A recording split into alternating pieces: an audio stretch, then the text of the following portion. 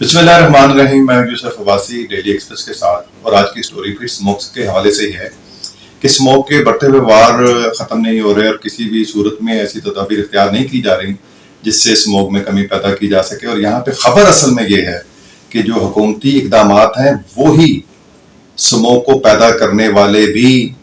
अमल बन रहे हैं, यानी कि जो सरकारी मशीनरी है स्मोक की शरह नमूद में इजाफे का बाइस भी वही बन रही है। और सरकारी डिपार्टमेंट्स के जो कारकर्दगी है वो सिफर इस वजह से भी हो रही है कि ऐसे तमाम लवाजमात जो सरकार के ज़ेरे असर हैं और जो सड़कों पर दंदनाते फिर रहे हैं उन्हीं की वजह से स्मोक में भी इजाफा हो रहा है। जैसा कि मिसाल के तौर पे ये हमने एक सर्वे किया है और इस सर्वे के मुताबिक जितनी भी वेस्ट मैनेजमेंट की गाड़ियाँ हैं, जो कूड़ा बरदार गाड़ियाँ हैं जो कूड़े को पूरे शहर से इकट्ठा करती हैं, उनमें से किसी एक के पास भी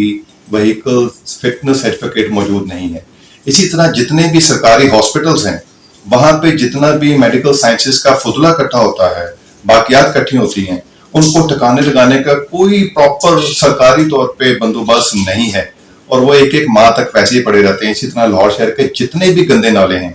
वो साल भर सफाई के मुतहम्मिल रहते हैं और उनमें सफाई का ख्याल रखा ही नहीं जाता। और दूसरी जानिब जो सबसे बड़ी बात है कि लाहौर तालीम का हब भी कहा जाता है और यहाँ पे जितने भी सरकारी colleges, universities, private university colleges, जितनी भी पब्लिक ट्रांसपोर्ट यहाँ पे यूज होती है उनके पास भी फिटनेस सर्टिफिकेट नहीं है। उनकी जितने भी बसें हैं धुआं बरदार और धुआं छोड़ने वाली बसें वो सड़कों पे दंदनाती फिर रही हैं। यहाँ पर ये भी देखने में आया है कि लाहौर शहर को खूबसूरत बनाने के लिए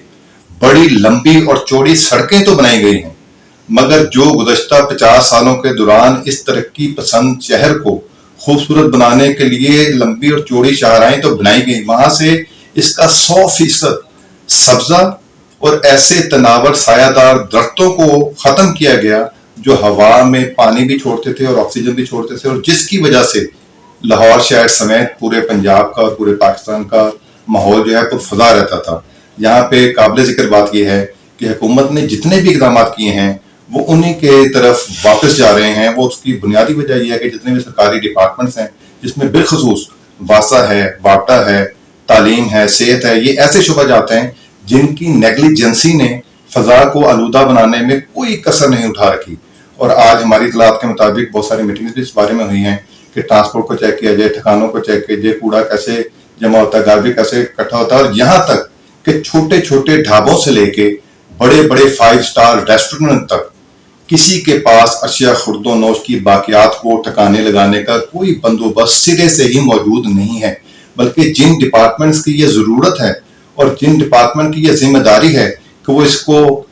ख्याल रखें और इनकी बाकियात को ठिकाने लगाने के लिए निगरानी करें, वो ही इनके साथ मिलकर उस गार्बेज को या उस कूड़ा करकट को और ज्यादा तूल दे रही हैं और इतने अरसे तक उनको रखा जा रहा है कि उसके जो मौजर असरात हैं, मौजर सेहत असरात हैं, वो लाहौर के शहरियों समेत पंजाब के दीगर जिला के शहरों के लिए भी वबाले जान नहीं बल्कि ज़हर कातिल बने हुए हैं। और इस वक्त जो पुरफजा माहौल को आलूदगी का सामना है उसकी बुनियादी वजह यह है कि सरकारी डिपार्टमेंट्स अपनी जिम्मेदारी से गाफिल हैं।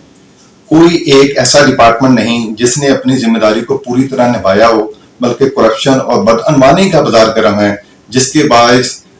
जो माहौल है वो आलूदा से आलूदा और आलूदा होता जा रहा है। और यहाँ ये भी कहना जरूरी है कि यहाँ पे लाहौर शहर में सिर्फ फजाई आलूदगी नहीं बल्कि बदअनवानी की आलूदगी भी शामिल है। यहाँ पर महकमों की गैर जिम्मेदारी की आलूदगी भी शामिल है। इसलिए बेहतर यह है कि हुकूमत अपने डिपार्टमेंट को भी चेक एंड बैलेंस रखे और उनसे भी पूछे कि उनके जेरे असर जितनी चीजें हैं ट्रांसपोर्ट से लेकर गार्बेज तक, उनको ठिकाना लगाने की, उनको ठीक करने की, उनको दुरुस्त करने की उनके पास क्या इत्मीनान बख्श गारंटी है जो उन्होंने हुकूमत को फराहम करनी है। और अगर ऐसा ना किया गया तो स्मोक कभी खत्म नहीं हो सकेगी। जी एक्सप्रेस न्यूज, हर खबर पर नजर।